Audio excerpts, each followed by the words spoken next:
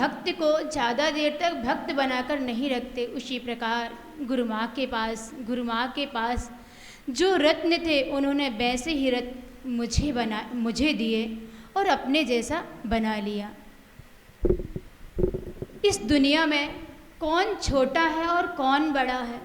भैया, ना कोई छोटा है और ना कोई बड़ा है, क्योंकि आचार्य भगवान समंत्रभद्र स्वामी रत्नकंठ श्रावकाचार में कहते हैं कि स्वापि देवोपि देवा स्वजायते धर्म किलबिषात् कापि नाम भवे धन्य संपद धर्मात् शरीरिणाम। धर्म के प्रभाव से कुत्ता देव हो जाता है और पाप के प्रभाव से देव भी कुत्ता हो जाता है। इसलिए कौन छोटा कौन बड़ा? ना कोई छोटा ना कोई बड़ा। एक विद्याधर को वैराग्य होता है तो मुनिराज बनता है, और मुनिराज वही बनता है जिसका प्रबल पुण्य का उदय होता है। मुनिराज बनते ही पाप कर्म के उदय से भूख की बीमारी हो जाती है और मुनि पद से च्युत हो जाता है, मुनि पद छोड़ना पड़ता है। और मुनि पद छोड़ने के बाद बहुत उपचार करता है, लेकिन वह बीमारी का शमन नहीं कर पाता है। और एक छोटे से बालक के हाथ से जब एक ग्रास लेता है तो उस ग्रास को लेते ही उस बीमारी का शमन हो जाता है। देखो, आचार्य भगवान कहते हैं कि पाप का फल दुर्निवार और पुण्य की महिमा अपरंपार। जब चक्रवर्ती नारायण, प्रतिनारायण, बलभद्र ये पद किसी सामान्य जीव को प्राप्त नहीं होते हैं, जिस जीव को ये पद प्राप्त होते हैं उसने पूर्व में मुनि पद धारण करके उग्र तप किया था और मास के उपवास किए थे, तब उसे वह ये पद प्राप्त होते हैं। रावण प्रतिनारायण था, 18,000 रानियां जिसके पास थी, एक विशाल सेना थी, अनेकों विद्याओं का स्वामी था, प्रकांड विद्वान था, प्रबल पुण्यशाली था, ही और उपादेय का जिसे पूर्ण ज्ञान था। वह जानता था कि पर स्त्री सर्वथा त्याज्य है और मल के समान है, लेकिन कर्म का जब तीव्र विपाक आता है तो व्यक्ति विवेक शून्य हो जाता है और रावण के विशाल पुण्य को, प्रबल पुण्य को एक स्त्री धराशायी कर देती है। इसीलिए हे भव्य जीव, हर पल संभल कर जीना, क्योंकि हमारा पुण्य रावण की तरह नहीं है। जब रावण जैसे जीव का विशाल पुण्य एक स्त्री धराशायी कर सकती है, तो हमारे जीवन में पता नहीं कौन सा जीव कब और किस समय आए और हमारे जीवन में तूफान खड़ा कर दे, क्योंकि कर्म की बड़ी विचित्र गति होती है। और जीवन में कभी किसी को छोटा मत समझना, ना हीन दृष्टि से देखना, क्योंकि कोई छोटा होता नहीं। रावण ने यही भूल की थी। राम लक्ष्मण को छोटा समझा था, भूमि गोचरी समझा था, धनुषधारी समझा था और वन विहारी समझा था। हाँ ठीक है, राम के पास अल्प विद्याएं थी और रावण के पास एक विशाल सेना थी, लेकिन राम लक्ष्मण अकेले जरूर थे, लेकिन प्रबल पुण्य को हाथ में लिए हुए थे। जो रावण के अपने थे वो रावण के पुण्य के पाप के प्रभाव से और राम के पुण्य के प्रभाव से राम का साथ देते हैं और राम विजय श्री को प्राप्त करते हैं और धर्म के प्रभाव से, अपने पुरुषार्थ के प्रभाव से ऊर्ध्वगमन करके सिद्ध गति को प्राप्त होते हैं और रावण अपयश को प्राप्त होता है और अधोगति को, नरक को प्राप्त करता है। यह है धर्म, पुण्य और पाप का फल। इसलिए हे भव्य जीव, हमेशा जीवन में धर्म को धारण करो, भगवान की भक्ति करो, पूजन करो, अभिषेक करो, स्वाध्याय करो। क्योंकि यह दुर्लभ क्षण है और दुर्लभ वस्तु है।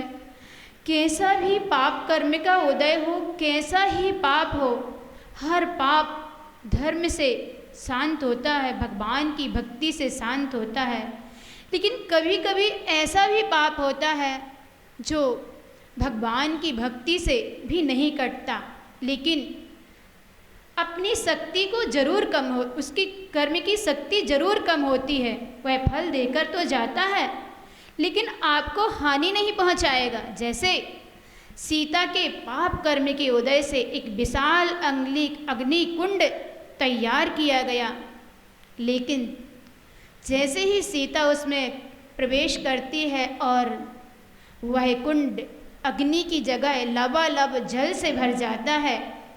सीता के पाप कर्म का उदय था कि उसे अग्नि परीक्षा देनी पड़ी, विशाल अग्नि में प्रवेश करना पड़ा, लेकिन पाप कर्म का उदय आया लेकिन उसे हानि नहीं पहुंचा कर गया। इसी प्रकार मेरा आप सब जी से कहना है कि आप सभी जीवन में धर्म को अंगीकार करें और धर्म को ही धारण करें। उसके प्रभाव से एक दिन हमारे जीवन में हमेशा साता बनी रहेगी और एक दिन हमें परम पर्याय मोक्ष की प्राप्ति होगी। इसी भावना के साथ परम पूज्य गणनी श्रमणी आर्यका गुरुमा विभा श्री माता जी की जय। जय बोलिएगा परम पूज्य आर्यका श्री संकल्प श्री माता योगिना कामदं मोक्षदं चैव ओंकाराय नमो नमः। नमो प्रज्ञाश्रमणाय नमः श्री बालयोगिने नमो आचार्य देवाय नमः श्री विराग सिंधवे नमः श्री विशुद्ध सिंधवे। जय बोले अनंतानंद पंच परमेष्ठी भगवान ने की। देवाली देव एकदरण से चिंतामणि पार्श्वनाथ भगवान ने की। अंतिम तीर्थेश वर्तमान शासन नायक भगवान महावीर स्वामी की। परम पूज्य समाधि सम्राट गणाचार्य गुरुदेव जी 108 विराग सागर जी महाराज की। परम पूज्य चर्या शिरोमणि पट्टाचार्य गुरुदेव जी 108 विशुद्ध सागर जी महाराज की। जय बोलिएगा परम पूज्य गणनी आर्यका 105 विभा श्री माता जी की, समस्त आर्यका संघ की। भव्यात्माओं, कल्याण मंदिर विधान कर रहे हैं जिसमें भगवान पार्श्वनाथ स्वामी की स्तुति की गई है और वह भी आचार्य कुमुद चंद्र स्वामी के द्वारा। यह स्तोत्र की रचना किस समय हुई, किन परिस्थितियों में हुई, ये भी एक चमत्कारी, आश्चर्यकारी, अद्भुत घटना है। जब मानुतुंग स्वामी भक्तामर की रचना करते हैं तो 48 ताड़े तड़-तड़ करके टूट जाते हैं।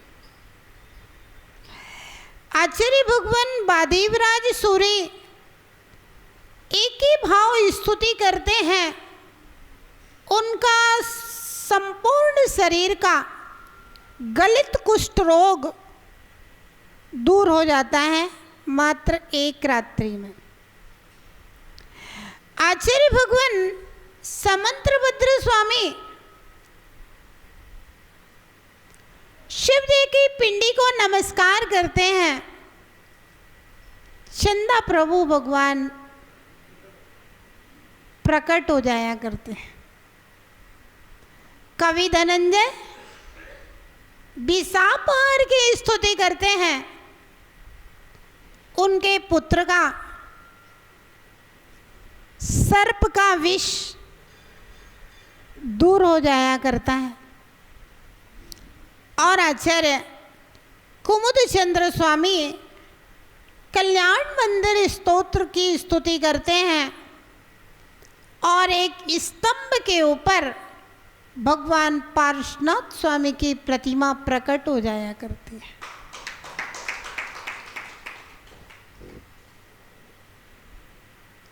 एक समय था जब आचार्य कुमुदचंद्र स्वामी ब्राह्मण थे, कट्टर ब्राह्मण, वेदांगों के पाठी थे।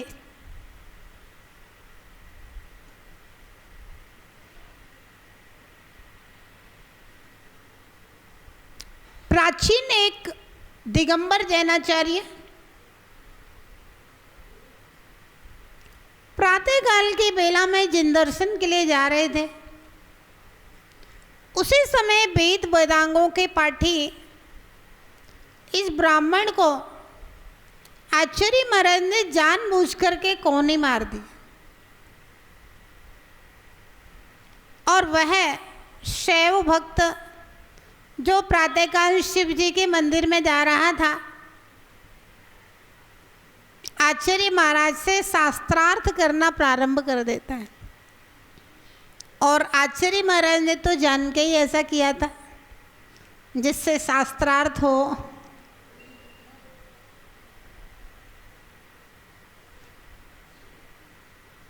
और इस ब्राह्मण ने अनेक श्लोक और गाथाओं के द्वारा शास्त्रार्थ प्रारंभ किया। शास्त्रार्थ का निर्णायक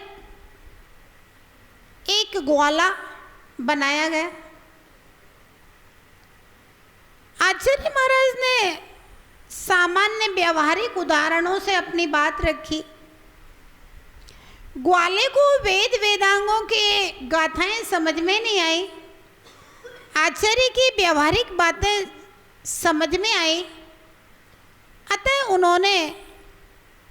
उसने आचार्य के पक्ष में निर्णय दे दिया। लेकिन वह ब्राह्मण मानने वाला नहीं था। राज दरबार में पहुंचता है। राज दरबार में भी आचार्य की विजय होती है। अंत में वह कट्टर ब्राह्मण मुनि दीक्षा लेकर के बाद में आचार्य कुमुदचंद्र स्वामी बनता है।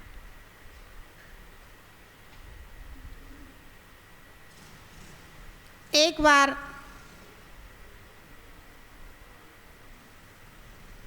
ओंकारेश्वर के प्रांगण में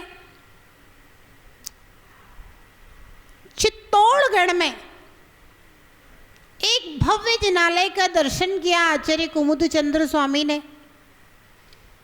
पार्श्वनाथ भगवान की सुंदर मूर्ति थी। वहीं पर एक स्तंभ था जो खुलता नहीं था। आचार्य महाराज ने कुछ गुप्त संकेतों के द्वारा उस स्तंभ को खोल लिया। उसमें एक ग्रंथ निकला। उन्होंने 2 पन्ने पलटे। इतने में आकाशवाणी हुई, इससे ज़्यादा आपके भाग्य में नहीं है। और वह गुप्त द्वार बंद हो जाता है। आचार्य महाराज बहुत खुश थे। जिन शासन का जितना प्रसाद मिला उतना ही क्या कम था। और वे पृष्ठ चित्तौड़गढ़ का भव्य न्यायालय, भगवान पार्श्वनाथ की प्रतिमा हमेशा उनके सामायिक में, हमेशा उनके ध्यान में रहा करती थी। और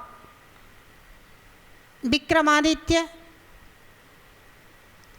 जहाँ पर अनेक अनेक धर्मों के लोग अपने अपने चमत्कार दिखा रहे थे, वहीं पर दिगंबर परंपरा से आचार्य कुमुद चंद्र स्वामी को भी उपस्थित होना पड़ा। अनेक अनेक धर्मों ने के गुरुओं ने अपने अपने चमत्कार अपने अपने ढंग से दिखा रहे थे। जब सबने अपने अपनी बात कही, अपने अपने पक्ष रखे, अंत में आचार्य कुमुद चंद्र महाराज का नंबर आता है और उन्होंने कल्याण मंदिर स्तोत्र की रचना प्रारंभ कर दी। हजारों लोगों का जन समुदाय था। अनेक धर्मों के धर्म गुरु और धर्मानुयायी थे। सम्राट स्वयं अपने आसन पर अपने दलबल के साथ विराजमान थे। आचार्य कुमुद चंद्र महाराज ने आंख बंद करके स्तंभ को देखते हुए, वही चित्तौड़गढ़ का भव्य जनालय का स्मरण करते हुए, भगवान पारसनाथ की प्रतिमा को स्मरण करते हुए कल्याण मंदिर पढ़ना प्रारंभ किया। उसी समय उस एक स्तंभ के ऊपर भगवान पारसनाथ की प्रतिमा प्रकट होती है और उसको देख करके सारा का सारा जन समुदाय, सभी धर्मगुरु, धर्मानुयायी और स्वयं सम्राट भी आश्चर्यचकित थे। किस प्रकार से किसी सामान्य स्तंभ के ऊपर तीर्थंकर की चमचमाती हुई प्रतिमा प्रकट हो सकती है। इस प्रकार से भगवान पारसनाथ की स्तुति के 44 काव्य अपने आप में यंत्र मंत्र तंत्रों से समन्वित हैं। कुछ लोग मंत्रों के पीछे दौड़ते हैं, कुछ लोग यंत्रों के पीछे दौड़ते हैं, कुछ लोग तंत्रों के पीछे दौड़ते हैं।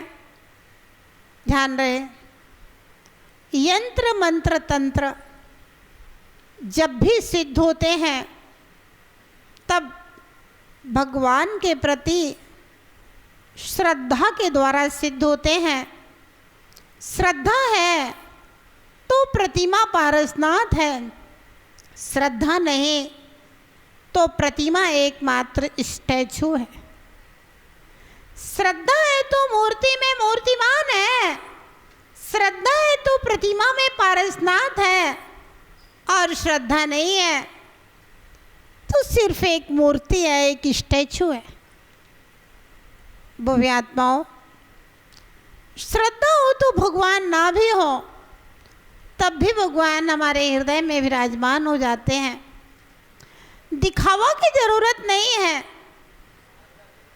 श्रद्धा तो हृदय की एक अवस्था है, भावनाओं की एक अवस्था है।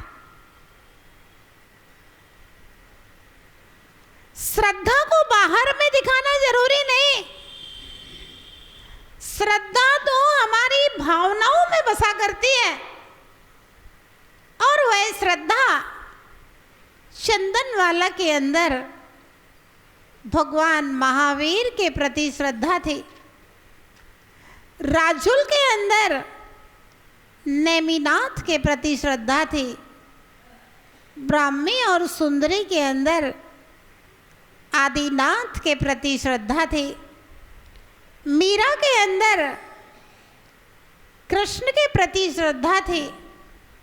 भक्त जब भगवान के प्रति श्रद्धा से भरा होता है, भव्य आत्माओं, बहुत सारे दुर्गुण अपने आप पीछे छूट जाते हैं। जब हम किसी से प्रेम करते हैं तो उसको जो पसंद नहीं होता है वो काम हम नहीं करते। ये सामान्य से लोक व्यवहार में देख लेना। और जब हम भगवान से प्रेम करते हैं तो भगवान को हिंसा, झूठ, चोरी, कुशील, परिग्रह कुछ भी पसंद नहीं है। अब ऐसा नहीं कि हर आदमी हिंसा, झूठ, चोरी, कुशील, परिग्रह छोड़ ही देगा। क्योंकि ये भी महापुरुषों के और महान शक्तिवानों का काम है। नहीं छोड़िए, कोई बात नहीं, महाराज मत बनिए। एक देश छोड़ देता है, व्रती श्रावक बन जाता है, उतना भी सामर्थ्य नहीं है, कोई बात नहीं। कम से कम भगवान का जो सच्चा भक्त होता है, अच्छा भक्त होता है, अगर वो सप्तव्यसन त्याग की प्रतिज्ञा भी ना ले सके तो कम से कम उसके जीवन में से व्यसन तो दूर हो ही जाते हैं। कम से कम वह श्रावक ना बन सके तो कम से कम सदाचारी और संतोषी तो बन ही जाता है। और जो सदाचारी और संतोषी बन गया है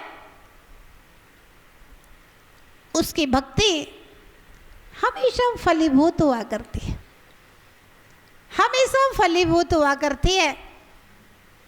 और भव्यात्माओं, जब कभी चुनौती होती है और संकट होता है तब हमारी आत्मा जागृत होती है। आत्मा जागृत होती है, उत्साह पैदा होता है। और जब उत्साह पैदा होता है, आत्मा जागृत होती है, तो बहुत सारे ऐसे कार्य जिनके बारे में हम कल भी कल्पना भी नहीं कर सकते, ऐसे महान कार्य करने में हम सक्षम और सफल हो जाया करते। ऐसा ही कार्य हुआ, कल्याण मंदिर स्तोत्र की रचना हुई और भगवान पार्श्वनाथ स्वामी प्रकट हो गए। यह काव्य भी भक्तामर की तरह चमत्कारिक कार्य था। काव्य, जिस समय काव्य की रचना हुई थी उस समय कोई मंत्र वंत्र सिद्धि नहीं की थी आचार्य महाराज ने, मात्र भक्ति काव्य की भक्ति से प्रतिमा प्रकट हो गई थी, चमत्कार प्रकट हो जाते। तो ये काव्य अपने आप में यंत्र मंत्र तंत्र सर्व सिद्धिभूत है। और यह महान काव्य की आराधना हर रोज करना चाहिए। हर रोज नहीं करो, हर रविवार को कर लिया करो। हर रविवार को ना सही, आपके यहाँ अच्छी परंपरा है, मुझे अच्छा लगा, बहुत खुशी हुई इस बात की, आशीर्वाद है। हर अमावस्या को इसी तरह आप लोग कल्याण मंदिर विधान करते रहें, क्योंकि कहाँ है पारसनाथ जिनेश्वर पूजो, रविव्रत के दिन भाई सुख संपत्ति बहु होति तुरत ही आनंद मंगल गाई। भगवान पारसनाथ के आराधना उपसर्गों को दूर करने वाली है, विघ्न बाधाओं का नाश करने वाली है और सब प्रकार के मंगलों को प्रदान करने वाली है। ऐसी मंगल आराधना अगर परम श्रद्धा के साथ में की जाए तो वह आराधना आपके संपूर्ण मनोरथों की सिद्धि करने वाली होगी। ऐसी मंगलमयी आराधना आप हमेशा करते रहें। मंगल आशीर्वाद, आपका जीवन मंगलमय हो। जिन शासन सदा सदा जयवंत रहे और हमारी आत्मा में हमेशा जीवंत रहे। जय बोलिए महावीर भगवान की। दोनों बोलेंगे, ठीक ठीक, फिर दोनों नहीं, आज्ञा तो कुछ नहीं, टाइम की बात है और कोई बात नहीं। दोनों कर लो, कोई बात नहीं, दोनों करते हैं तो परंपरा को क्यों बंद करो।